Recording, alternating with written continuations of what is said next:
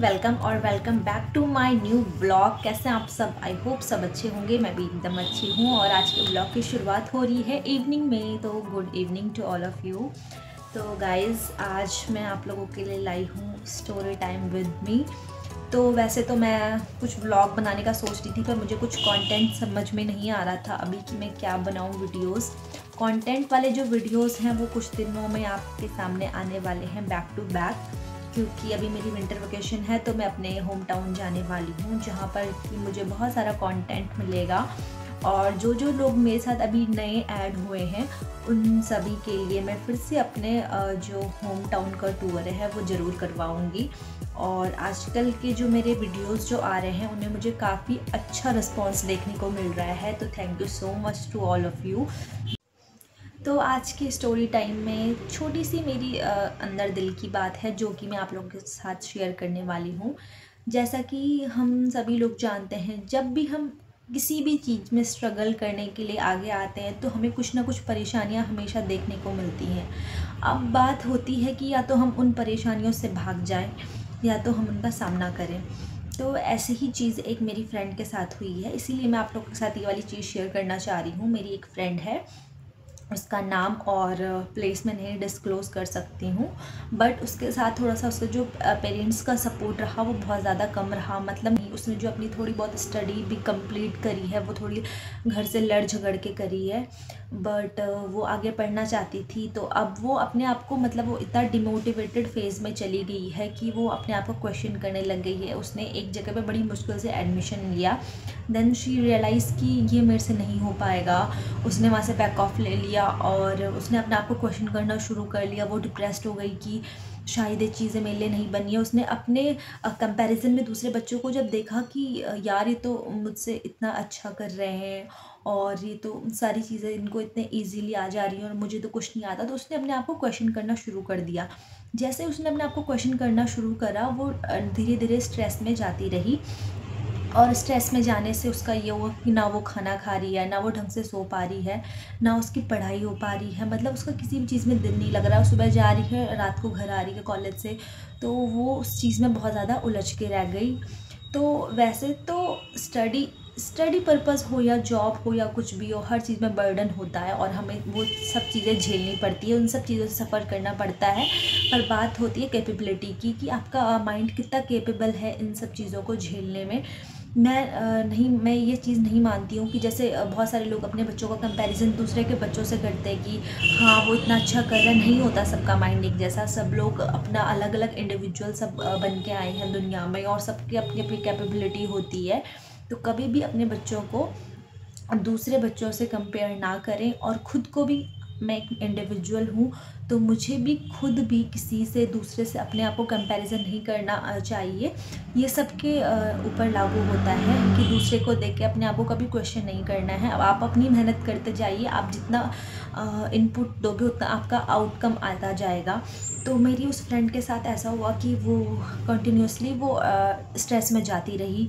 अब जब वो मेरे साथ रहती थी, मतलब जब हम दोनों काफ़ी क्लोज़ थे, बॉन्ड और एक साथ ही रहते थे जब, तो उस टाइम पे मैं उसको काफ़ी समझाती थी कि इन सब चीज़ों में मत पड़, ये मत सोच, अभी तेरा मुश्किल समय है, तू मेहनत कर, तू आगे जाके इस चीज़ को, इस फेज़ को पार कर लेगी और तेरी लाइफ बहुत अच्छी हो जाएगी। बट अभी सेपरेशन होने के बाद, इन द सेंस कि अभी मैं जैसे देहरादून में आ गई हूँ, उसने सबसे मतलब कट ले लिया। जैसे मैं बता रही हूँ आप लोगों की, उसका जैसे उसने दूसरी कॉलेज लाइफ में एंटर किया तो वो बिल्कुल स्ट्रेस में आ गई। और उसके बाद उसने सबसे बड़ी बेवकूफ़ी ये सोच के करी कि मैं सुसाइड, मतलब उसके दिमाग में सुसाइडल थॉट आने लग गए। उसने सोचा कि मैं अब अपनी लाइफ को ख़त्म कर लेती हूँ, मेरे पास इससे ऊपर का अब कोई ऑप्शन नहीं है, ना मेरे पास लास्ट ऑप्शन रहता है, वो है कि मैं अपनी लाइफ को ख़त्म कर दूँ और बस ये सब चीज़ें ख़त्म हो जाएगी। सबसे गलत चीज़ ये है कि हम लोग ये मान लेते हैं कि अगर हम किसी परेशानी में हैं और हमने खुद को कुछ कर लिया, अपनी जान को कुछ कर लिया, तो इससे हम छुटकारा पा लेंगे। हमेशा विक्ट्री उस इंसान की मानी जाती है जो कि हमेशा परेशानियों से लड़ता है उन सब भागता नहीं है। परेशानियाँ सबकी ज़िंदगी में है, लोग सड़कों पे रह के अपनी ज़िंदगी गुजारते हैं। इतनी ठंड में हम लोग इतना पैक हो के, इतनी स्वेटर्स, इतनी रजाइयों में भी हम ठंड से ठिठुरते रहते हैं, और वो भी लोग हैं जो बाहर रोडों पे रह के सर्वाइव करते हैं। तो उनकी भी लाइफ है, हमारी भी लाइफ है। तभी कहते हैं कि जो प्राप्त है वही पर्याप्त है। मतलब हमारे पास जितना भी है हमें उसी में फॉर्चुनेट फील करना चाहिए और खुश रहना चाहिए। बहुत सारे लोगों के पास, लोग तरसते हैं ऐसी ज़िंदगी जीने के लिए जो कि हमारे पास है। तो हमेशा हमें थैंकफुल होना चाहिए उन चीज़ों के लिए जो कि हमारे पास है।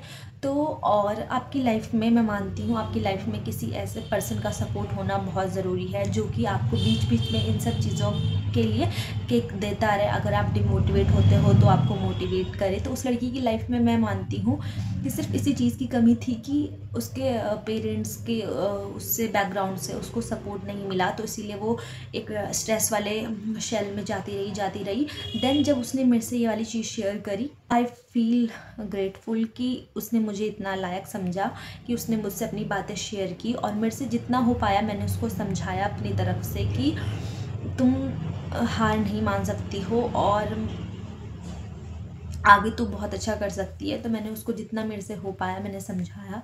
तो इससे मुझे ये सीखने को मिला कि परेशानियाँ आती हैं और जाती हैं, खुश सुख दुख तो दोनों जीवन का हमारा हिस्सा है, आते रहेंगे जाते रहेंगे। तो इसका मतलब ये बिल्कुल नहीं होता है कि हम अपनी लाइफ को ख़त्म कर दें या कुछ भी उल्टा सोचें।